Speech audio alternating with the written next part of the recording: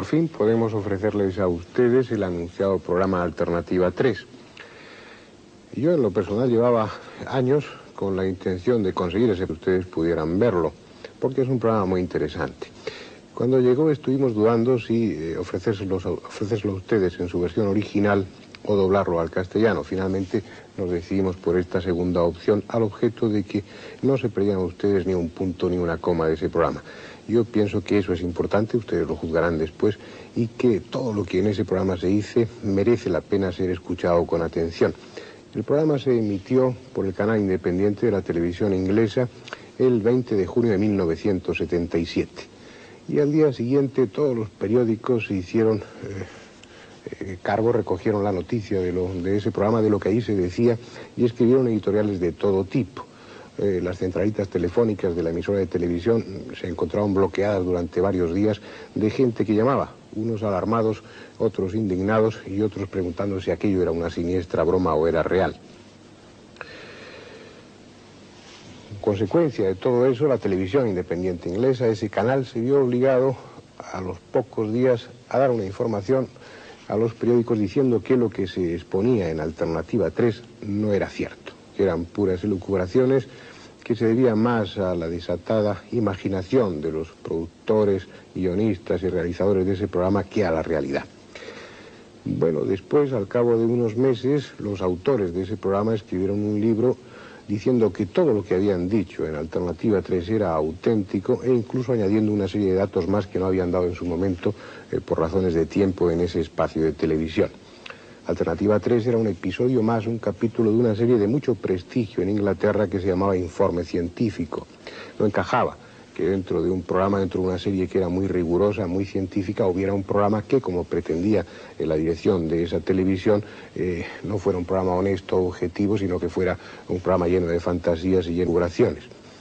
Pero bien, ¿qué es lo que contiene Alternativa 3 para armar todo ese revuelo y para haber provocado como consecuencia que no sea permitida su emisión en Estados Unidos y que tampoco sea permitida su emisión en la Unión Soviética? Bien, lo que dicen en Alternativa 3 es muy interesante. Entre otras cosas, dicen que los científicos, en especial los norteamericanos y los rusos, están convencidos de que nuestro planeta ha entrado en una serie de cambios atmosféricos ya irreversibles que van a conducir a una sequía total y a la desaparición de la humanidad en definitiva, tanto da que sea dentro de unas decenas de años o de unos pocos siglos. Esto se debería fundamentalmente a esa capa de dióxido de carbono que se está acumulando allá arriba y que está haciendo un efecto de invernadero. Deja pasar el calor, pero no deja que éste se escape, va aumentando gradualmente la temperatura. Una vez convencidas las autoridades de esta realidad más o menos inminente, plantearon alternativas. ¿Qué se podía hacer? Una de las alternativas era algo que aparece en los libros de ciencia ficción, que es hacer una sociedad hipogea, hacer una serie de cuevas, de instalaciones subterráneas en las que albergar aparte de esa humanidad, una mínima parte de esa humanidad para que continuara su evolución. Otra alternativa era bombardear esa capa de dióxido de carbono con bombas atómicas y producir agujeros por los que escapara la temperatura, por decirlo así. Eso ofrecía muchos riesgos, demasiados. También iba a agujerear la capa de ozono, que es vital para nosotros. Se desechó.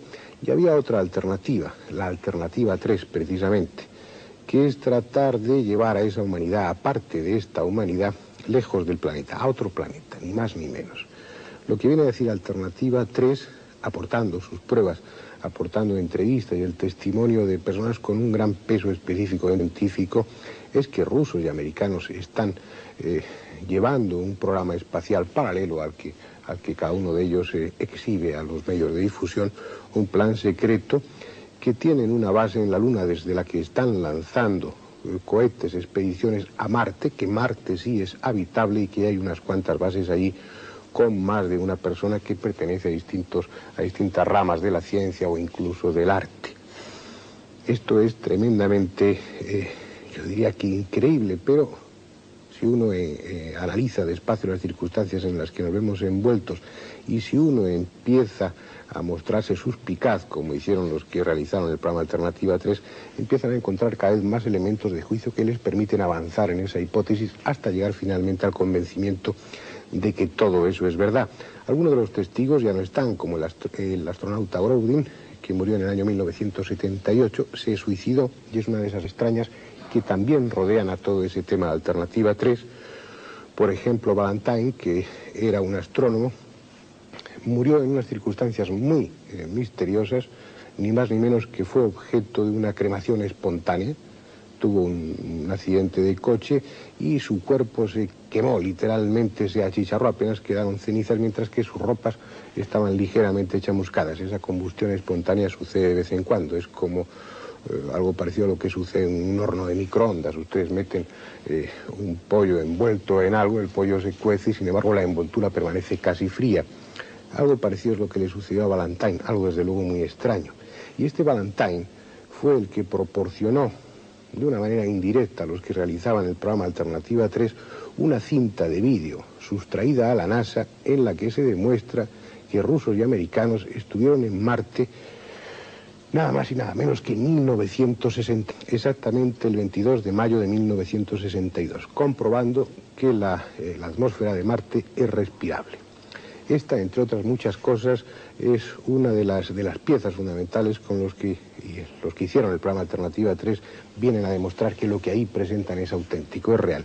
Esto significaría ni más ni menos que los ciudadanos de a pie, que ustedes y nosotros estamos siendo manipulados, que la verdad se nos oculta, que, por ejemplo, los tan traídos y llevados viajes espaciales son simplemente un escaparate, que detrás se está haciendo algo mucho más complejo. También se aportan algunas pruebas o al menos algunos indicios al respecto en el programa, y no es una idea nueva. Yo tenía por aquí apuntado lo que dijo James McDonald, un profesor de meteorología, director de física atmosférica en una universidad de Arizona, nada menos que en 1967. Y decía, en los medios de difusión, decía en un periódico de una gran tirada entonces, decía lo siguiente: las fuerzas aéreas de Estados Unidos han estado ocultando escandalosamente al público lo que en realidad ocurre en los cielos. Las investigaciones de las fuerzas aéreas han sido absurdas, superficiales e incompetentes. Y los científicos del mundo entero obrarían cuerdamente si dejaran de aceptar sus ridículos informes y empezaran a investigar el problema por su cuenta. Se trata de un problema que exige una auténtica investigación internacional. Eso se decía en 1967. Ya verán ustedes en el programa como ahora se podrían decir muchas más cosas que las que decía McDonald entonces. Bien, sin más dilación vamos a ver ya el programa Alternativa 3. Es un programa largo, dura alrededor de 1 hora, por lo que no habrá un comentario al final. Además, entre otras cosas, yo les aseguro que no sabría qué añadir después.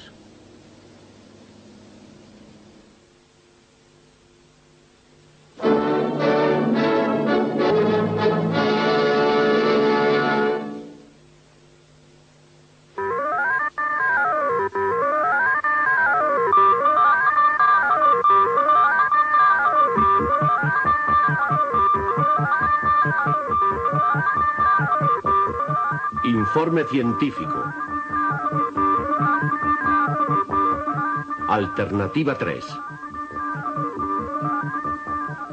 La verdad es que poco puedo decirle. Solo que Robert, mi hermano, había obtenido una beca para hacer algún tipo de trabajo allí. Es lo último que supimos. El no saber nada, eso es lo peor. Desaparecido desde el 9 de noviembre de 1975. Si ahora yo dijese que había notado algo raro en ella, sería en realidad una idea a posteriori. No había nada extraño en su comportamiento. Usted desapareció. Desaparecida desde el 30 de diciembre de 1976. No tiene el menor sentido. ¿Cómo puede alguien desvanecerse por las buenas en estos tiempos? Tenemos derecho a saber qué está pasando. Desaparecido desde el 22 de marzo de 1974. Estas personas a las que acabamos de oír han perdido a alguien que les era cercano. Un hermano, una colega, un hijo. Perdidos en misteriosas circunstancias. Desapariciones súbitas e inexplicables sin dejar rastro. Si se están ustedes preguntando qué tiene que ver este tipo de historias, por importantes y trágicas que puedan ser, con informe científico, tendremos que retroceder en el tiempo unos 18 meses, cuando empezamos a trabajar en otra película que examinaba la fuga de cerebros de Inglaterra. Esa película nunca llegó a completarse, pues las investigaciones nos llevaban por extraños e inesperados caminos que a su vez conducían uniformemente frente a un muro infranqueable. Un punto que se encuentra debajo de donde yo estoy, en el aparcamiento de la Terminal 3 del aeropuerto londinense de Heathrow.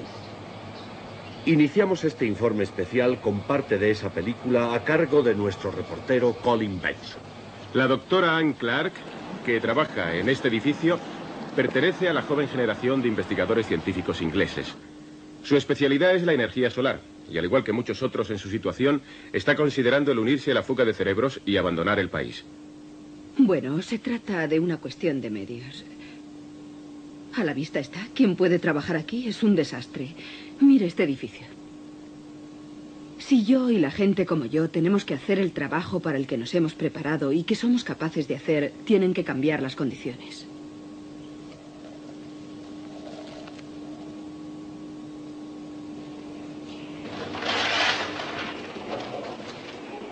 Mira, Anne, es un desastre. ¿Qué opinas de esto? A ver. Poco después de filmarse esta entrevista, Anne Clark tomó una decisión. Sin embargo, era evidente que rehuía por completo hacer cualquier comentario acerca de los motivos que le impulsaron a tomarla. Anne, por favor, no nos dejan entrar. Dicen que cumplen órdenes. Sí, lo sé, lo siento. ¿Puede decirnos qué está pasando? No lo siento. No puedo seguir con la película. Me marcho de viaje. ¿Pero qué es lo que pasa? No puedo decir nada. Esta es la última filmación que tenemos de la doctora Anne Clark. Lo que estuviera ocurriendo la trajo hasta aquí, al aparcamiento de la terminal número 3 del aeropuerto de Heathrow. Ella había dicho a sus amigos que iba a Nueva York.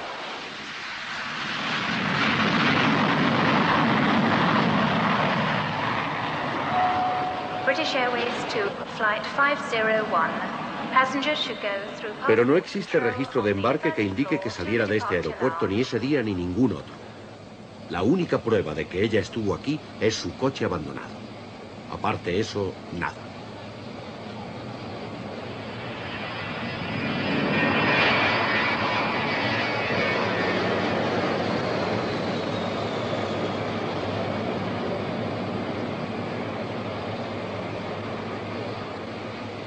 Bueno, he hecho todo cuanto estaba en mi mano para tratar de averiguar su paradero.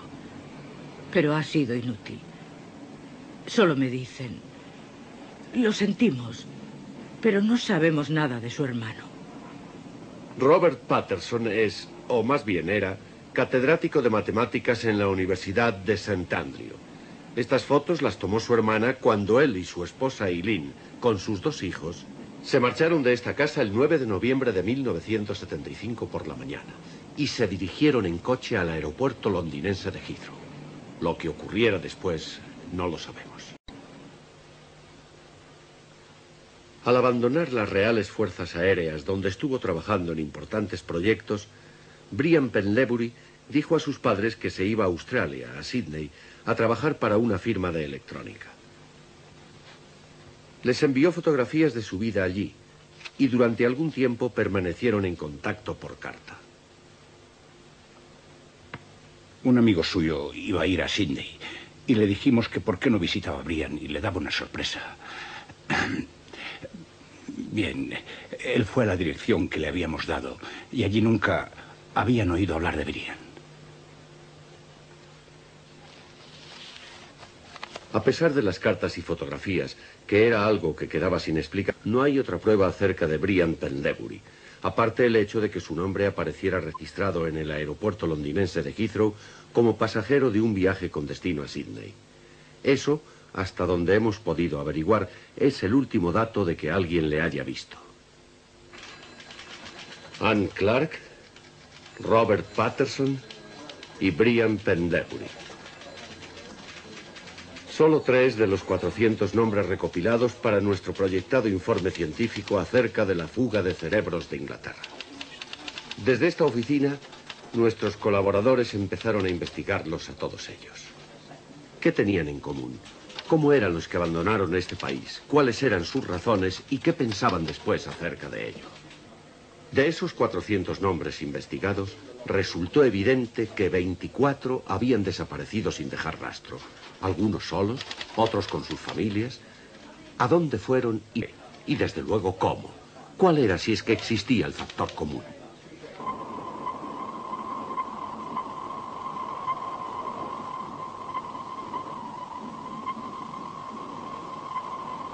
Este es el centro astronómico, donde, sin que nadie lo supiera en su momento, empezaba a desvelarse la segunda parte de nuestra compleja historia.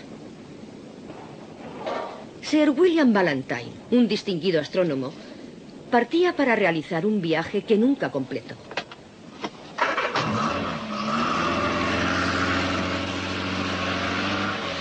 Distinguido astrónomo muere en accidente. Un derrapaje fatal mata a un científico. Necrológica, el profesor Sir William Ballantyne, conocido científico, muere en accidente.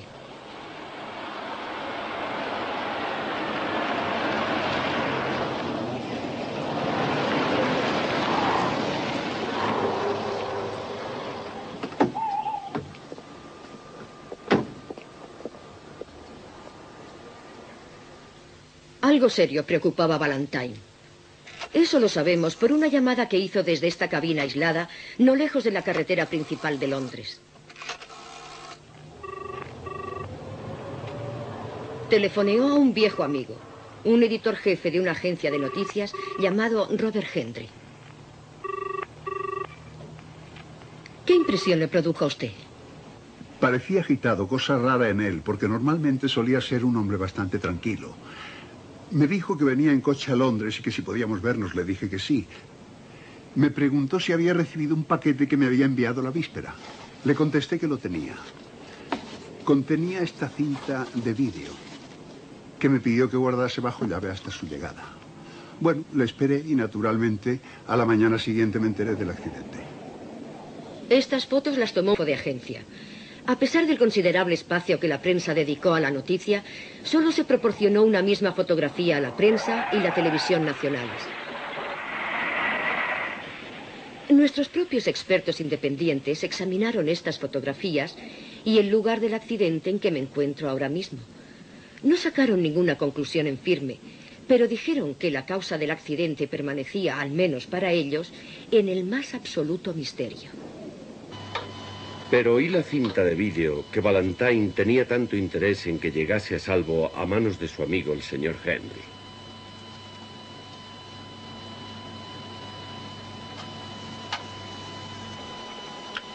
Aparentemente nada, ninguna imagen. Solo el incesante ruido del espacio, el nada diferente e incontables otras cintas de los archivos de la radioastronomía. Nos aseguraron que aquí no había solución alguna a la misteriosa muerte violenta de Sir Ballantyne. En ese caso, ¿cuál podía ser la información vital que Ballantyne había descifrado de esos ruidos aparentemente casuales? Es algo que tuvimos que esperar un tiempo para averiguarlo. Mientras tanto, sin embargo, ocurrió algo que por lo menos al principio parecía ser una clave. Se recibió una llamada en estas oficinas de informe científico. Me encontré hablando con un hombre joven, al parecer, que se negó a dar su nombre ni ningún otro detalle personal por teléfono. Solo me dijo que había conocido a Sir William Ballantyne durante una visita que el astrónomo había realizado poco antes de su muerte al cuartel general de la NASA en Houston, donde él trabajaba. Quedamos citados cerca de aquí para una hora más tarde. Bien, Jack, estoy listo. Es posible que muchos consideren poco ético lo que van a ver ahora. Sin embargo, creemos que a la luz del desarrollo posterior de los hechos, nuestra acción estaba justificada. Iba equipado con un pequeño transmisor para que pudiéramos registrar la conversación entre ellos. Y colocamos la cámara oculta frente al mercado donde se había fijado la cita. ¿Colin Benson? Sí, hola. Hola. ¿Vamos a alguna otra parte? No. Aquí está bien. Una pregunta previa. ¿Quiere llegar hasta el fondo en todo este asunto? Para eso estoy aquí. ¿Puede ayudarnos? Sí que puedo, pero lo haremos a mi manera, ¿de acuerdo? Muy bien. Vamos a andar un poco, ¿quiere? Siento parecer nervioso, pero es que lo estoy. ¿Nervioso? ¿Por qué? Me preocupa que me pueda pasar algo. Ya sabe, como Ballantyne. ¿Sabe usted qué fue lo que le ocurrió? Al menos el porqué. Y tengo que marcharme antes de que averigüen que estoy aquí. ¿Por qué? ¿A quiénes se refiere? Escuche, déjeme que le diga solo lo que tengo que decirle. Sí, de acuerdo. Esta dirección, vaya mañana a las 10, lleve las cámaras y el equipo de grabación. Esa es toda la protección que necesito. Le veré allí.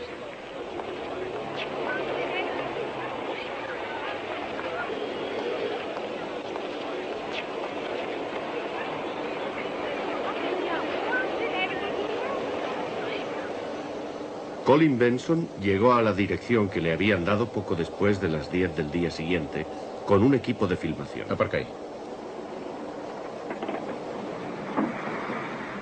Vamos, daos prisa.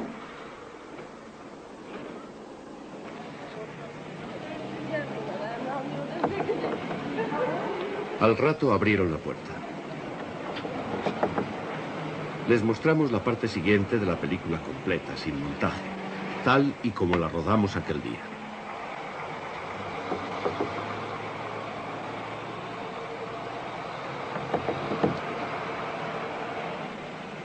¿Quién es? Anglia Televisión, informe científico. ¿Quién? Este es el número 88, ¿verdad? Sí, sí. Pues hemos venido, señor... Es un americano. ¿Se refiere a Harry? Eso es. ¿Podemos entrar?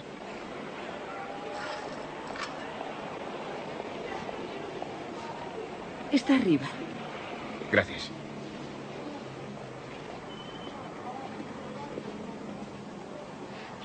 No sé de qué se tratará, pero no van a conseguir mucho de Harry. Vamos, chicos.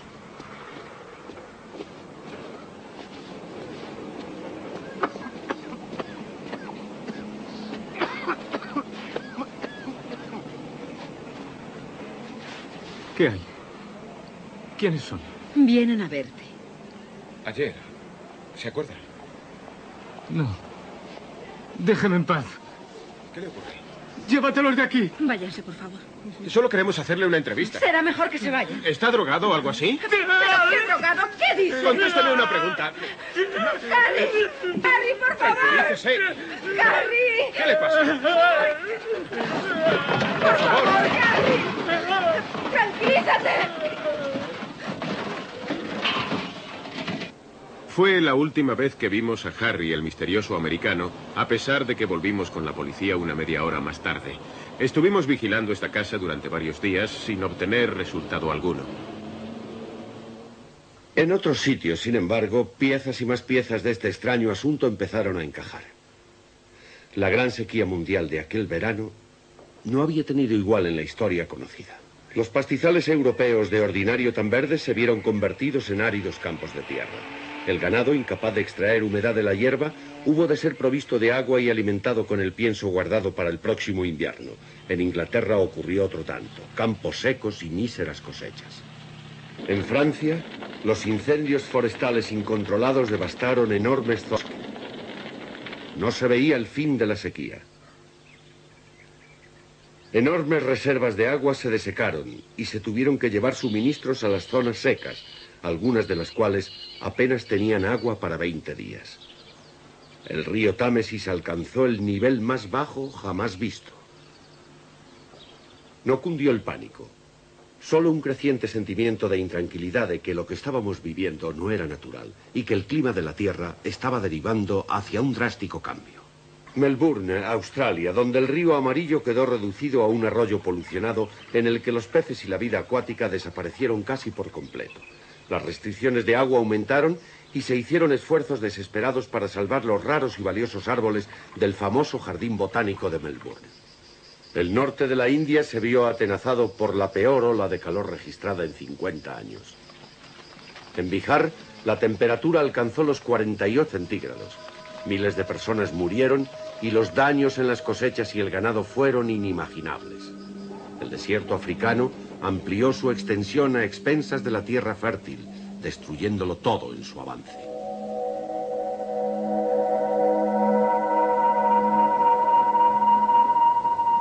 Mientras tanto, en China y casi toda Asia, terribles terremotos ocasionaron muertes a millones, más de las que ocasionaría un ataque nuclear.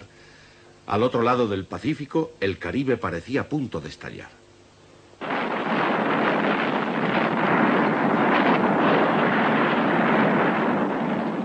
Algunos volcanes que se creían extinguidos desde hacía miles de años cobraban vida de repente de modo terrorífico.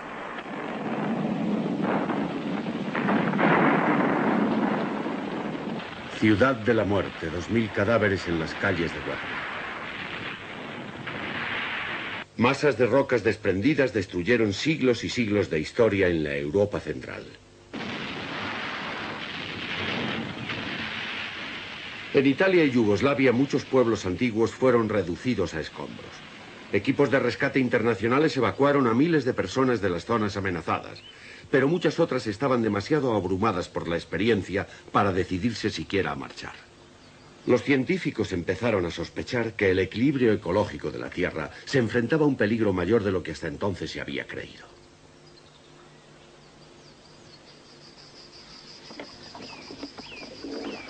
En la cumbre de la sequía entrevistamos en la Universidad de Cambridge a alguien preparado para ofrecernos el principio de una respuesta.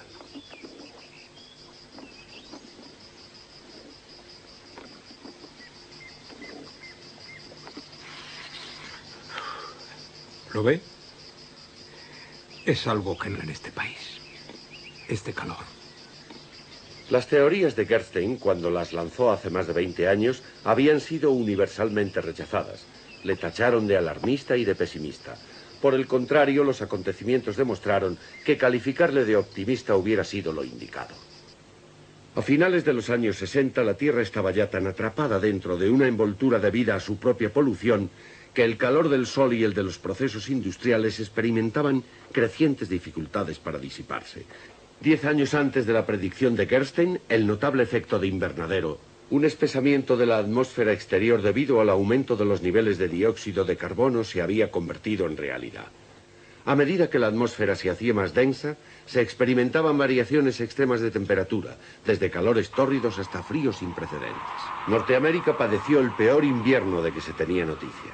Los ríos se congelaron e incluso las grandes cataratas del Niágara se vieron de...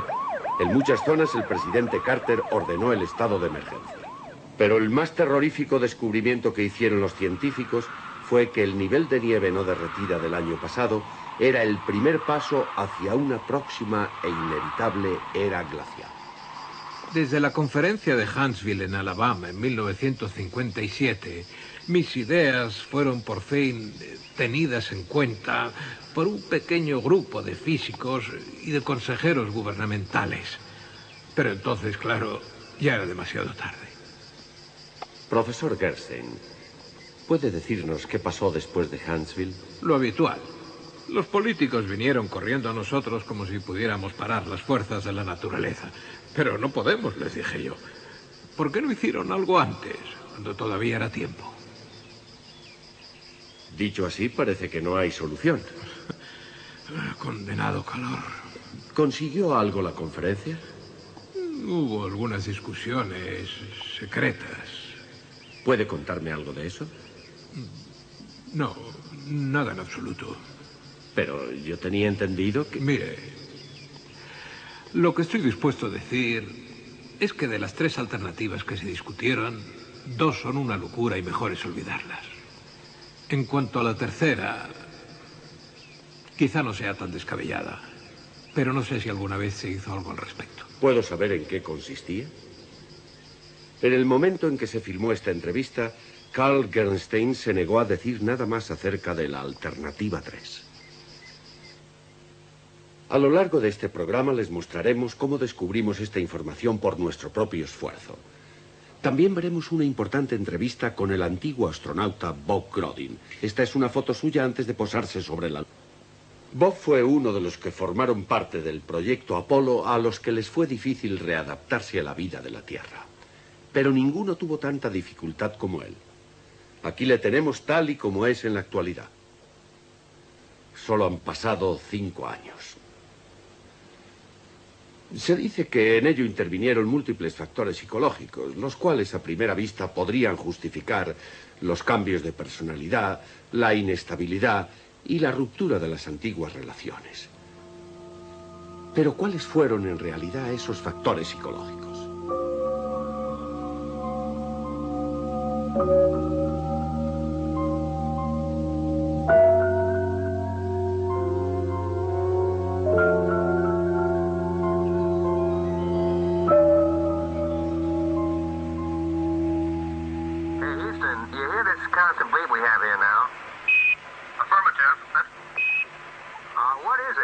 He has some explanation for that. We have none. Don't worry. Continue your program. Oh, boy, it's really something super fantastic here. You couldn't ever imagine this. Roger. We know about that. Could you go the other way? Go back the other way. Well, that's kind of rich and, pretty spectacular. My God. What is that there? That's all I don't know. What the hell is that?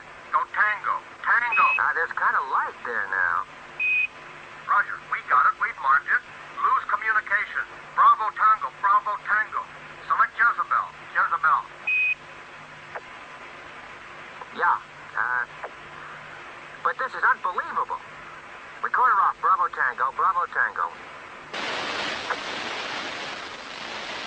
Ya lo han oído, hermano Tango, Jezebel, un código sin duda, pero complicado. Ciertamente ninguno para los 600 millones de personas que estaban abajo en la Tierra. Desde Boston, en Massachusetts, arreglamos para que el astronauta Bob Grodin hablara con nosotros. La entrevista se filmó para montarla más adelante. ¿Puede oírme, Bob? ¿Me oye ahí en Boston? Ahora le oigo. Grodin no mostró el menor reparo en discutir la depresión que sufrió tras su regreso del espacio. Pero no pareció que fuéramos a obtener nada positivo de la entrevista hasta que le hice esta pregunta. Se ha sugerido por diversas personas, algunas muy responsables, que todos ustedes, los del proyecto Apolo, vieron en el espacio mucho más de lo que se les ha permitido admitir públicamente. ¿Quiere comentar algo acerca de este particular? ¿Qué diablos quiere hacerme? ¿Puedo saber qué demonios quiere hacerme? ¿Qué quiero hacerle? ¿Perjudicarme? ¿Eso es lo que pretende usted hacer? Lo mismo que a ese pobre diablo de Valentine. ¿Pero por qué a mí? Yo salí al espacio a hacer un trabajo, eso es lo que... Vaya, hombre, ¿qué le pasa ahora a este chisme? Alguien ha desconectado en alguna parte. Ese alguna parte, hasta donde pudimos descubrir, no estaba ni en Londres ni en Boston, sino en el satélite que conectaba las dos ciudades. El incidente no obtuvo explicación. Sin embargo, la sola mención de Valentine fue el acicate para que enviáramos a Colin Benson y a un operador al otro lado del Atlántico, con un equipo de filmación de aspecto casero, haciéndoles pasar por turistas. Nunca habría dado con Bob Grodin si él no hubiese querido que así fuera. Pero echando mano de las pocas pistas de que disponía, llegué hasta el escondido chalet en el que ahora vive. ¿Quiere una cerveza? Sí, gracias. Annie, ¿puedes traernos 2 cervezas? Bien, ¿dónde prefiere? ¿Aquí fuera o pasamos dentro? Lo mismo da. Solo quisiera tener una conversación privada. ¿De qué tipo? Gracias. Te presento al señor Benson. Gracias. ¿Quién es Annie? No es mi hija, ¿entiende? Puede registrar eso. Muy bien. Una chica estupenda. La verdad es que... soy afortunado. Hablamos de forma intrascendente durante 1 hora antes de que Grodin estuviese dispuesto a seguir con nuestra interrumpida conversación vía satélite. Su cerveza. Gracias. ¿Qué nos decía exactamente acerca de Valentine? Sí. Me acuerdo muy bien de Valentine. Se presentó en la NASA de improviso con una cinta que había grabado. Y se sintió muy deprimido cuando la pasaron por el jukebox. ¿Jukebox? El decodificador. Es fácil recibir una señal con un equipo adecuado, pero no se puede transformarla después. Si no se tiene el material de la NASA. Así es. Pero creo que alguien lo consiguió. Un joven. No recuerdo su nombre. ¿Podría ser este hombre? Sí, pudiera serlo. ¿Se le parece? ¿Le andan buscando? No, no hay nada contra él. ¿Lo que está usted diciendo es que mataron a Valentine por lo que descubrió en esa cinta? Bueno, yo no digo eso. Lo único que digo es que esos tipos murieron, y aunque no lo parezca, murieron del mismo modo. ¿Esos tipos? ¿Quiere meterme en un lío? Venga.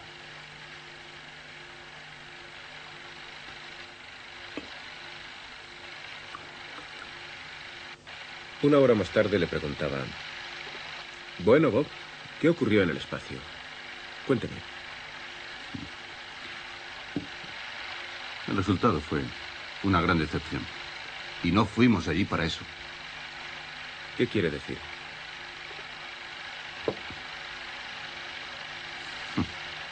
Con sus Apolos, con todas sus historias, están ocultando por qué nos mandaron allí. ¿Y esos canallas?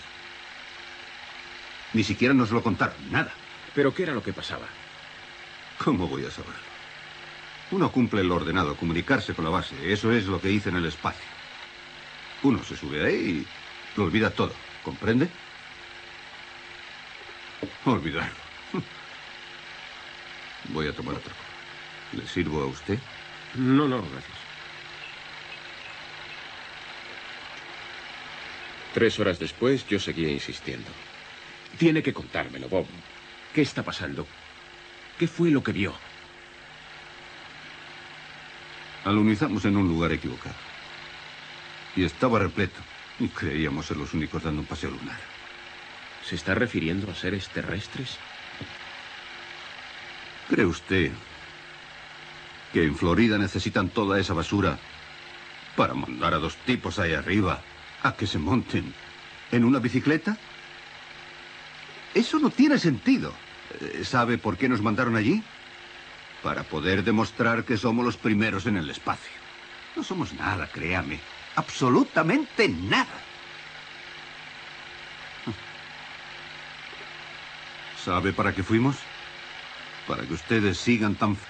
Para que la gente deje de hacerse preguntas acerca de lo que está pasando de verdad ahí arriba.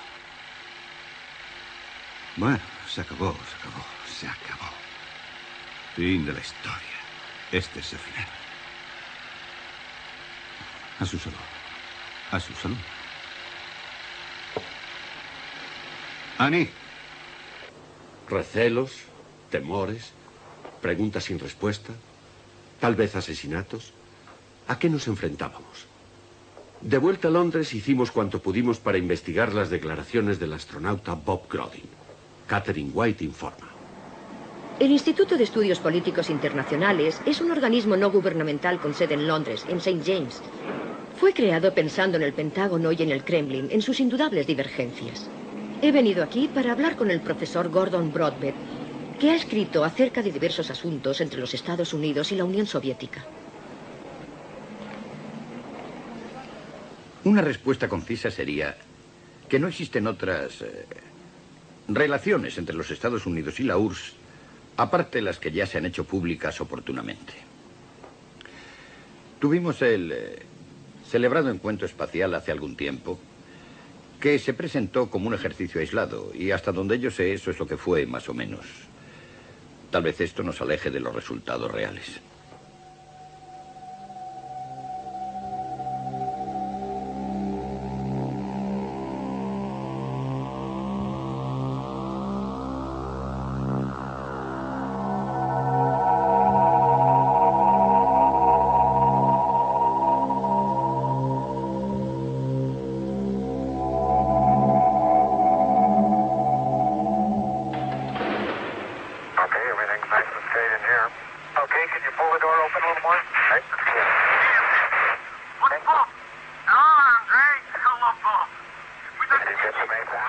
Porque es indudable que en los grandes temas de la cooperación Estados Unidos-Unión Soviética hay un cierto elemento de misterio que confunde a muchos de nosotros.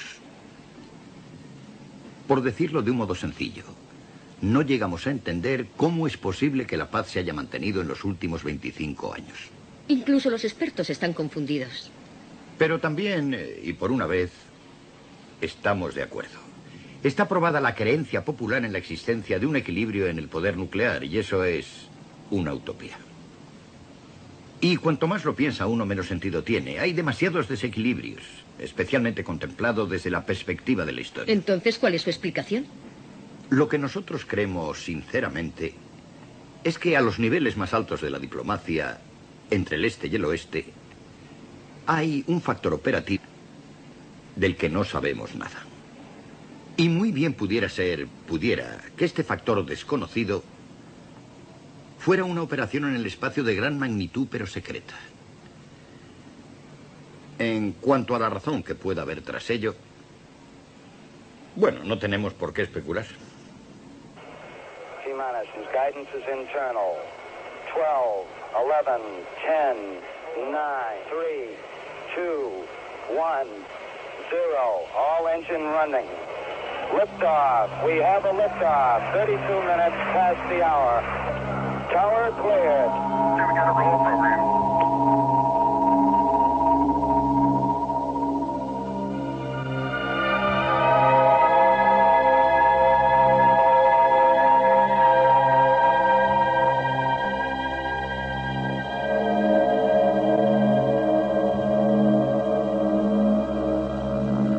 He ahí el enorme impulso necesario para sustraerlos al poder del campo gravitatorio de la Tierra y, en palabras de Grodin, poner a dos tipos en una bicicleta sobre la superficie de la Luna.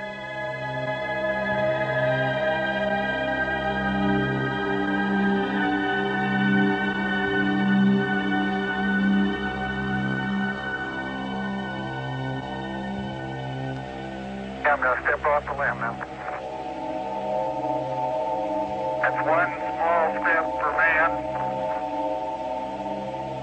one giant leap for mankind.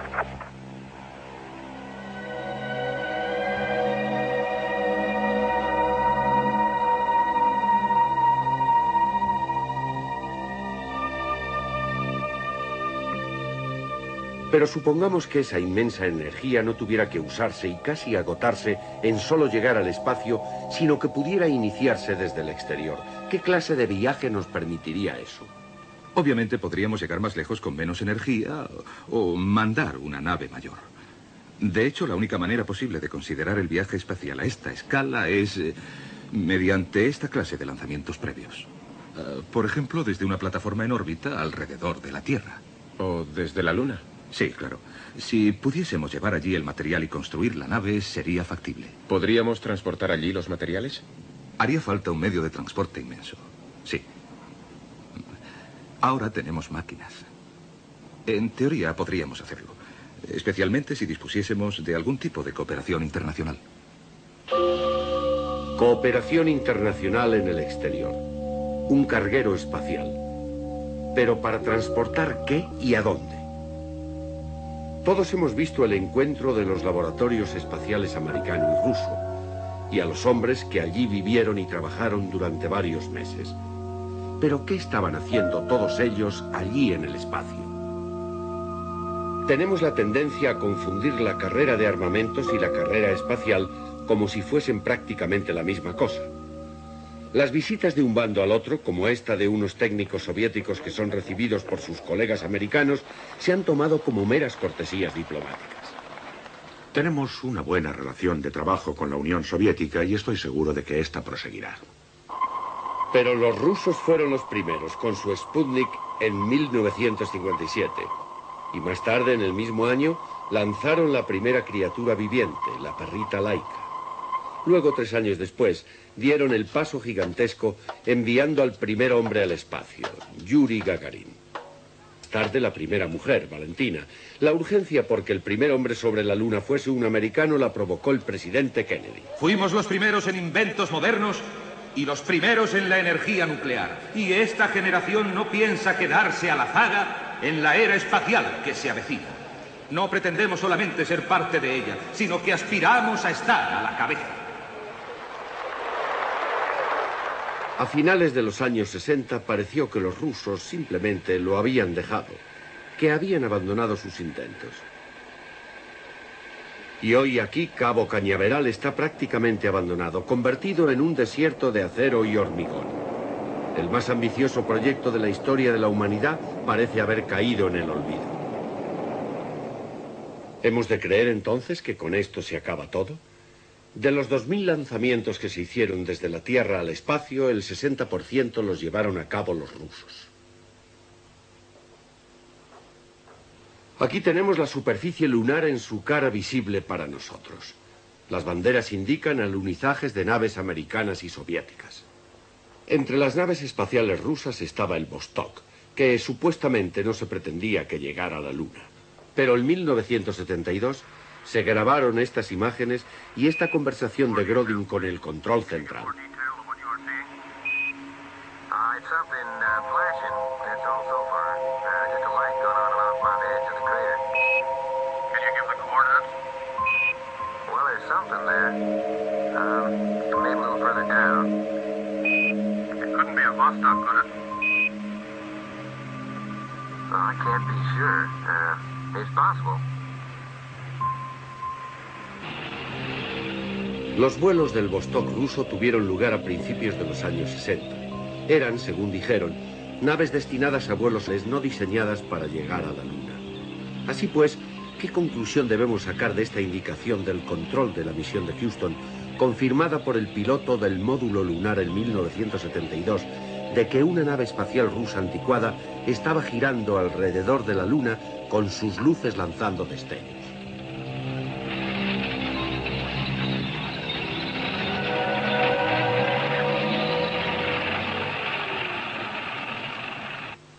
Los rusos fueron los primeros en la Luna con su cohete no pilotado que alunizó aquí, en el 59. Aquí, exactamente 10 años después, alunizó Neil Armstrong.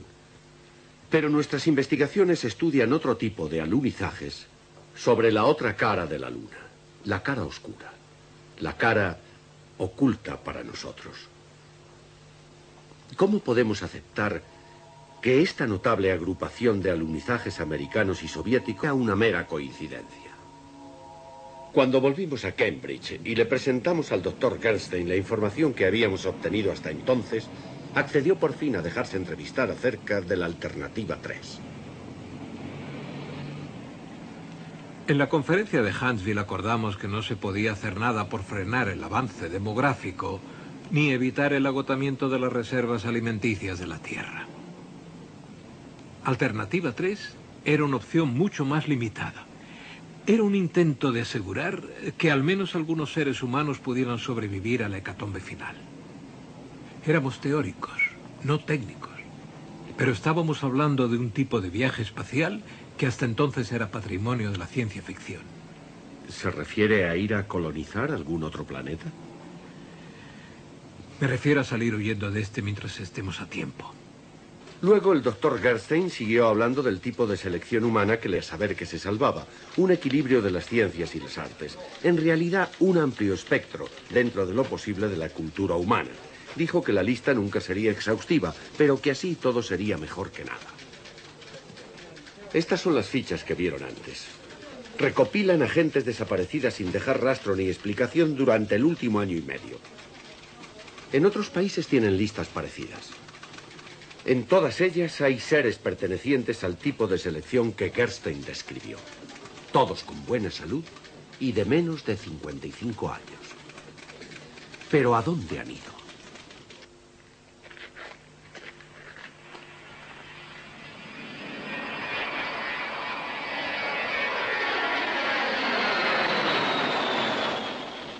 Aquí hay una fotografía de un planeta supuestamente muerto, el más cercano a la Tierra. Marte, al parecer, ofrece pocas posibilidades de supervivencia y hemos de creer en estas fotografías tomadas por el Vikingo 2, pero no estarán trucadas.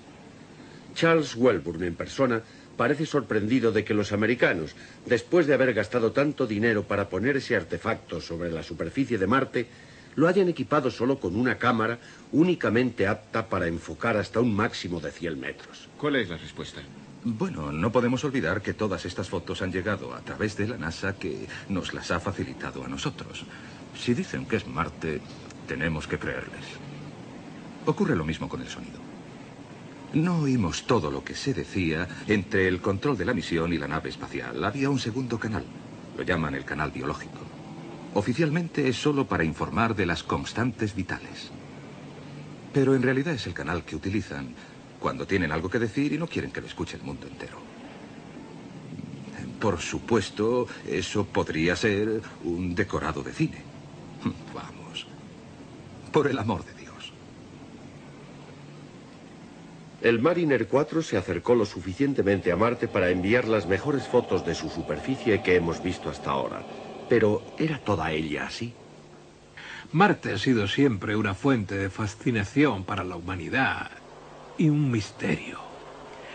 En los albores de la astronomía se creía que Marte tenía canales construidos artificialmente, lo cual sirvió de prueba de que había vida inteligente en el planeta. Pero más adelante esta teoría fue descartada.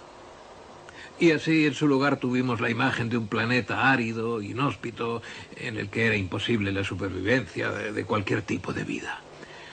Luego, más adelante, se aventuró otra teoría muy interesante. Se daba por supuesto que había existido vida en Marte y que al empeorar las condiciones climáticas o de otro tipo, cualquier ser superviviente había entrado en un estado de hibernación, esperando la vuelta de condiciones más favorables. Incluso se sugirió que la atmósfera que había propiciado la vida pudo haber quedado atrapada en la capa superficial del planeta. Hubo un acontecimiento hace varios años que hizo que esta teoría pareciese convincente. Marte ha tenido siempre una envoltura nubosa cuya densidad ha ido variando en diferentes momentos hasta el cataclismo del que habló el Dr. Gerstein, cuando la nube se espesó hasta un grado que nunca antes se había observado. Eso ocurrió y fue científicamente registrado en 1961. Era evidente que en Marte estaban produciéndose tormentas de proporciones incalculables. Cuando más adelante se despejaron las nubes, se advirtieron algunos cambios notables. Los casquetes polares habían disminuido de tamaño considerablemente y alrededor de las regiones ecuatoriales había una franja de color más oscuro. Esto, se ha sugerido, podía ser vegetación. La teoría de Carl Gerstein era que esas tormentas podían haber sido causadas por una explosión nuclear dirigida desde la Tierra. Ese mismo año, los rusos sufrieron un fracaso espacial. Solo quedan los hechos, la causa se mantuvo en secreto. Un cohete estalló en su lanzamiento. Cientos de personas murieron y grandes zonas fueron devastadas. ¿Qué trataban de lanzar los rusos? ¿Y en ese caso lo consiguieron? ¿Llevaba el cohete algún ingenio nuclear que fue el causante de la devastación producida? ¿Pudieron los rusos en el segundo intento lanzar otro ingenio nuclear sobre Marte que produciría los cambios dinámicos registrados en 1961? Hace 48 horas, Catherine White estaba en su despacho en la oficina de producción. Como medida cautelar se grababan todas las llamadas que se recibían. Aquí informe científico. Diga. ¿Podría hablar con Tim Brighton o con Colin Benson? Ahora mismo no están aquí. ¿Quién llama, por favor? ¿Puedo dejarles un mensaje? Naturalmente. Dígales solo que la chica que estaba con Harry les ha llamado y que quiero que vengan aquí cuanto antes. Que traigan las cámaras. No hablaré más que si me filman, ¿de acuerdo? ¿Qué le pasó a Harry? No lo sé. Ellos me amenazaron que si les contaba a ustedes... ¿Quiénes son ellos? Escuche. Harry quería que recibiesen esto. No tengo ni idea de lo que es. Por favor, tienen que conseguirme un lugar para esconderme. No se preocupe, lo haremos. No tengo ni idea de lo que es ni para qué sirve. Es un circuito impreso. Dijo que tenían que conectarlo a un... ETH... algo así como a 40, y que se consigan un jukebox. ¿Significa algo eso? Sabemos lo que es. Harry dijo que tienen que... volver a poner la cinta de Valentine. Eso es todo. Conectamos el circuito impreso y pusimos otra vez la cinta de vídeo que Sir William Valentine había mandado a su amigo John Henry poco antes de su muerte. Esta vez obtuvimos una imagen aceptable que van a ver ustedes tal y como nosotros la vimos.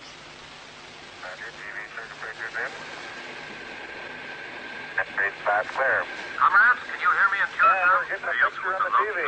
We're getting a good picture here and can make a fair amount of detail. How is it with you? Fine here, Houston. Roger. Stand by to scan. Can you revive? Can you revive, please, Jonathan? Can you revive, remote control sequence camera for scanning.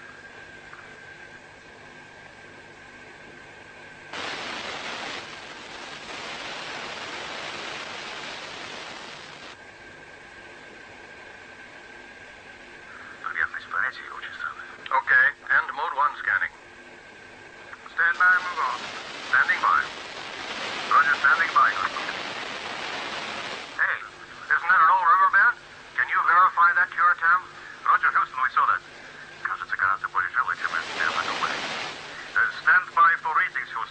Diversas conversaciones se entremezclaban en ruso y en inglés, y entre ellas se facilitaban datos. Temperatura 4 grados centígrados. Velocidad del viento 21 kilómetros hora sudoeste. Presión atmosférica 707,7 milibares.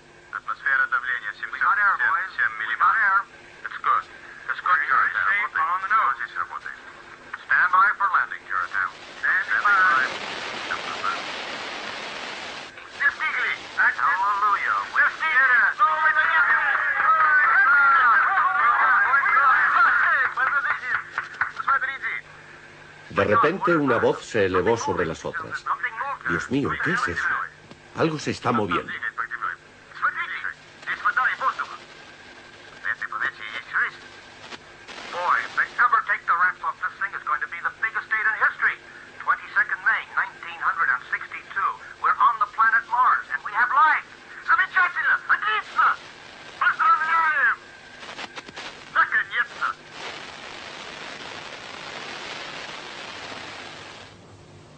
Creemos que esta es una auténtica grabación del primer descenso secreto sobre el planeta Marte de una nave sonda terrestre no pilotada.